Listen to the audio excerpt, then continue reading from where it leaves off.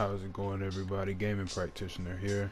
I'm going to be doing something that I usually don't do, and I wanted to break down this fight real quick that I had against an online opponent. He had Clay Collard. I had Daniel Hooker, or Dan Hooker. Only thing, I only had like the 2-inch reach advantage over him.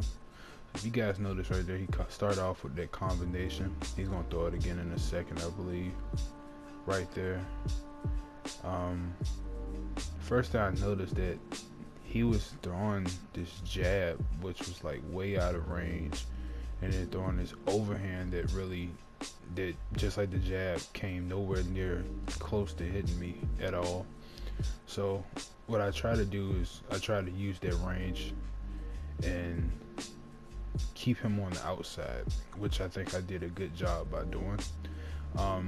He was moving his head a lot starting off, which was really throwing me off because I didn't know how to really set up my jab and get in there and start get my striking going right off the bat.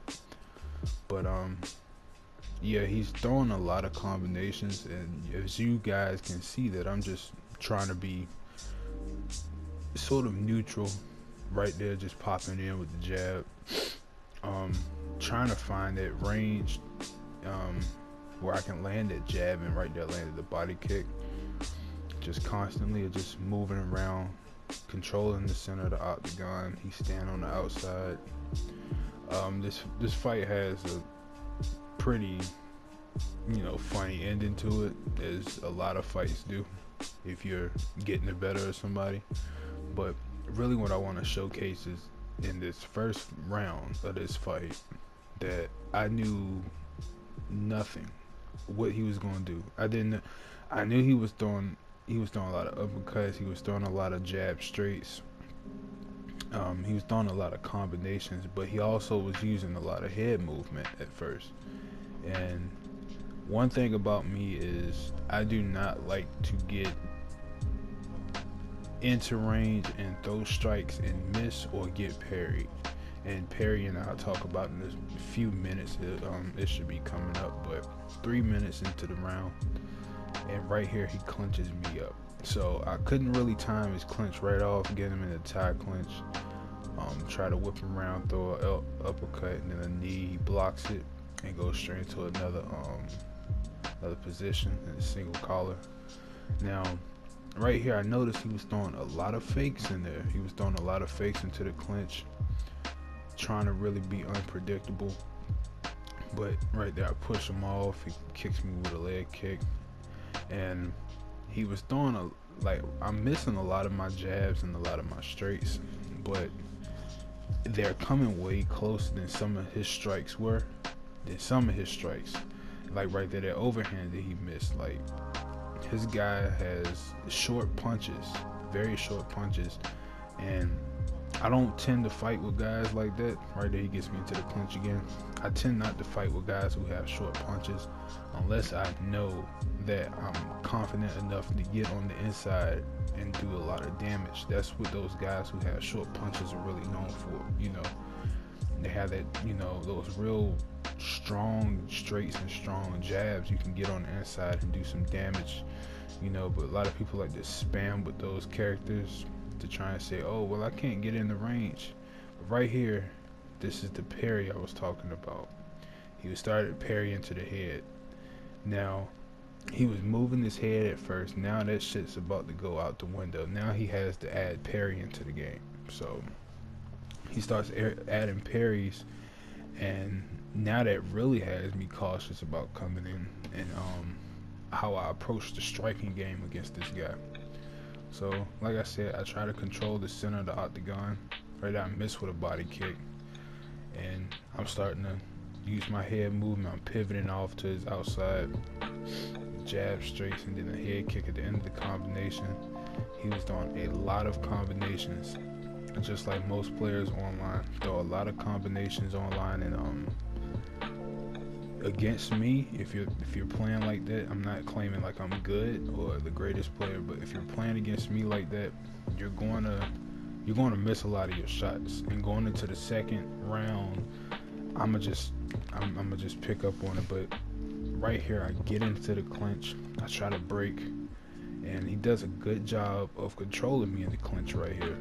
Actually does a good job of controlling me, picking his shots right here in the clinch. Now I get the single collar now. Now watch what he does.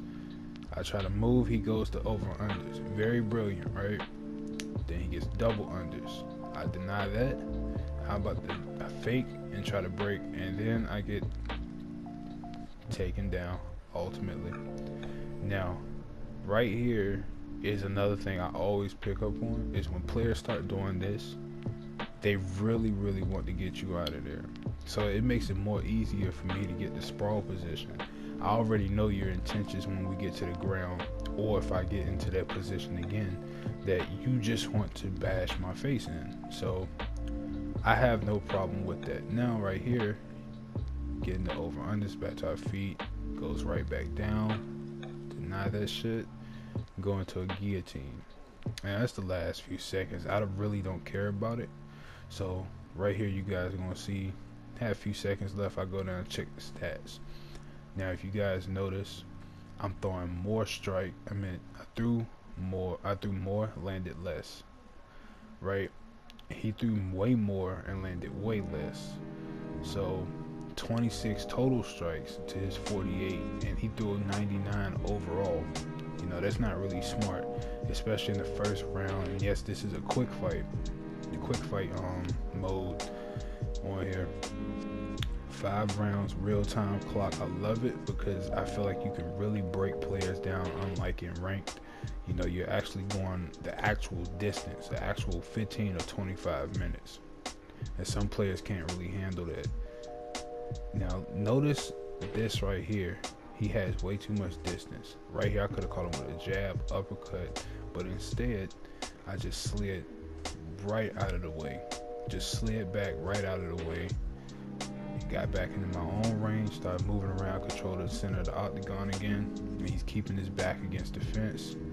Nice exchange right there.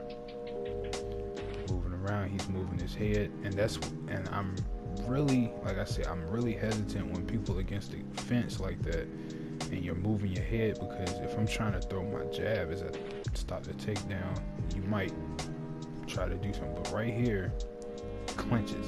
He gets very desperate right here. So nothing is desperate as how he will in a few more minutes. So he doesn't really attempt it again. Look, he's trying to parry. You guys can go back and look at that. After he tried to attempt the clinch, he tried to parry and stuff. Now right here, I'm pivoting off to his side. I have a whole lot of options right here. I could throw an overhand. I could throw a straight lead uppercut or a straight lead uppercut to the body. Or I could throw a jab body kick. You know, I didn't add that in there, but I just wanted to show you guys a different variation of combos. But instead, I threw a body kick. He blocks it nicely. And the uppercut, I should not have thrown that. I knew it wasn't going to reach. His back is up against the fence right here. Control the center of the octagon. Deny the clinch. Uppercut, leg kick. Right here, just controlling the center. He goes for a takedown. He's getting very desperate. Now, I usually play players like this in quick fight or either ranked, and actually he gets me in the clinch. I forgot all about that right here. This is like the only time I think again that he gets me. I may be wrong. I don't know. I might be wrong. But yeah, right here he throws in a lot of fakes when he get into the clinch. A lot of fakes. He's swaying his head down. He's bobbing down, swaying left and right and stuff like that. You know, he had me really convinced at first, like, okay, this guy is really going to be something to really watch out for. But out of all these things I'm breaking down about him, he really wasn't that good of a player, I believe. But this video is just really to show you my mindset when I play against players, especially when I notice that you're a very active person. But at first he didn't really show it at first. I didn't think he was gonna get this way.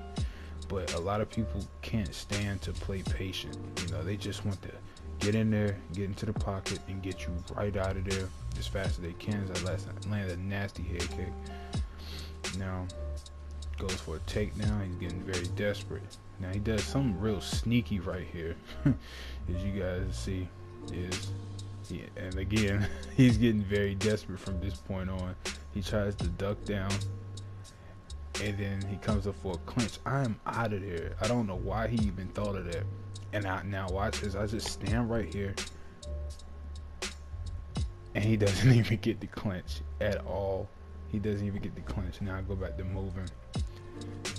Boom, jab in. See, now I started landing that jab a little bit more. If this fight was to keep going, 3rd round, 4th round, I probably would have finished him. I just would have had a lot of fun with him, man. And jab, overhand, missed that. Landed my jab, leg kick. And he quits. He quits. I know I did a lot of rambling in that video. I tried to really keep up on it. This was like a last minute thing I thought I would do. But that just shows that a lot of people online do not understand patience or any sort of game planning, you know, because if you guys notice in the 1st round, he was picking me apart, you know. I mean, not really picking me apart, but he was throwing me off, you know. He was getting me in the clinch way more. He was doing a lot of things of that nature. But it's all about sticking to a game plan. Game plan. Even when you're losing, you have to stick to some sort of game plan. But I just wanted to show you that, you guys, that example of what my mindset is like every time I play a game. And excuse that siren in the back if you hear it, guys, but that's my mindset when I play this game. Is just to be very patient, pick my shots. If I see you doing something like moving your head side to side, I'm really going to be hesitant to get in there and throw the jab. So I'm really going to stay to the outside and feint forward and act as if I'm going to throw a jab. But it's all about game plan. Game plan. Got to stick to it. But I hope you guys enjoyed that video. I know the commentary was probably some shit. This was really a last minute thing. I had to rush through it. I may not be playing much more UFC 2 after a while for really good reasons. But I hope you all have a great day, evening, or night wherever you are. Gaming Practitioner out.